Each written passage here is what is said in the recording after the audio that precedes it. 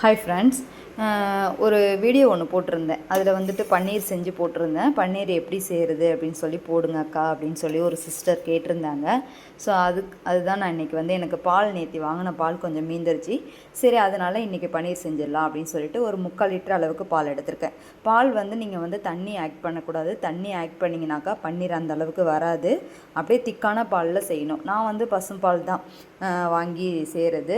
நீங்கள் வந்து பாக்கெட் பால் கிடச்சாலும் அதை கூட வாங்கி செய்யலாம். ஆனால் பால் வந்து திக்காக இருக்கணும், தண்ணி மிக்ஸ் பண்ணாமல் செய்யணும்.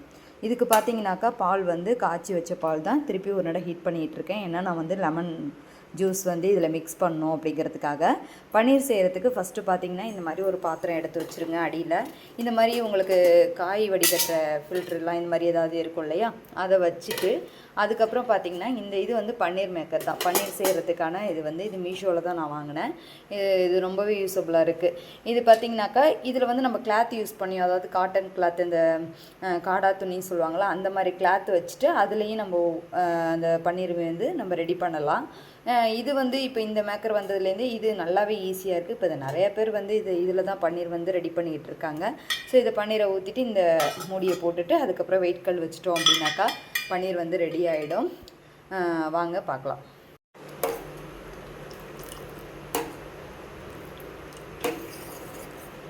இப்போ பார்த்திங்கன்னா நான் வந்துட்டு ஒரு லெமன், சின்ன லெமன் வந்து ஒரு லெமன் வந்து அது ஜூஸ் எடுத்து வச்சுருக்கேன். அதில் உள்ள சீட்ஸ் எல்லாம் எடுத்துட்டு நம்ம வந்து ஒரு லெமன் அளவுக்கு சாறு எடுத்து வச்சுருக்கேன். இப்போ வந்து இந்த பாலில் இந்த லெமனை நம்ம மிக்ஸ் பண்ண போகிறோம்.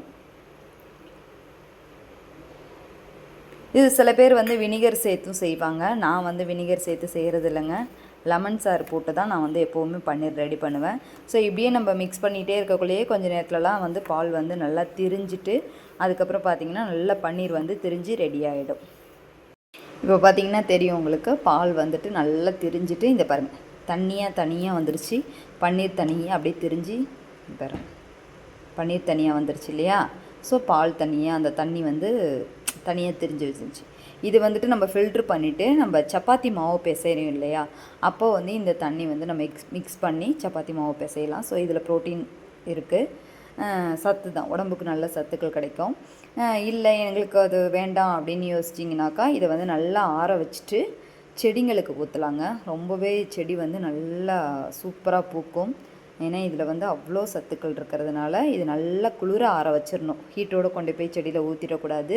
நல்லா குளிர ஆற வச்சுட்டு இந்த தண்ணியை கொண்டு போய் ஊற்றணும் அப்படின்னாக்கா செடி வந்து நல்லா க்ரோத் ஆகும். சரிங்களா, அவ்வளோதான். இப்போ பன்னீர் திரிஞ்சு வந்துருச்சு. இதை வந்து நம்ம ஃபில்ட்ரு பண்ணி எடுத்துக்கலாம். ஸ்டவ் ஆஃப் பண்ணிடலாம்.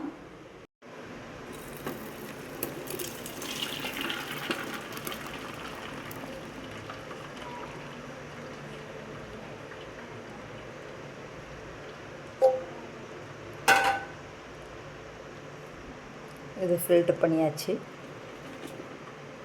இப்போ இது நல்லா வடியணும். இப்போ இந்த டைமில் நம்ம இதை மூடியை போட்டுட்டு இதில் ஒரு வெயிட் வச்சிடலாம். மூடி போட்டாச்சு. அதுக்கப்புறம் இந்த மாதிரி ஒரு வெயிட் கல், நம்மளுக்கு இடிக்கல் இருக்கும் இல்லையா, அதை இப்படி திருப்பி வச்சு நம்ம இந்த மாதிரி வெயிட் வச்சிடணும். எதுக்கு வெயிட் வைக்கிறோன்னா அதில் மிச்சம் இருக்கிற தண்ணியும் எல்லாமே வந்து ஃபில்டர் ஆகி கீழே இறங்கிடும்.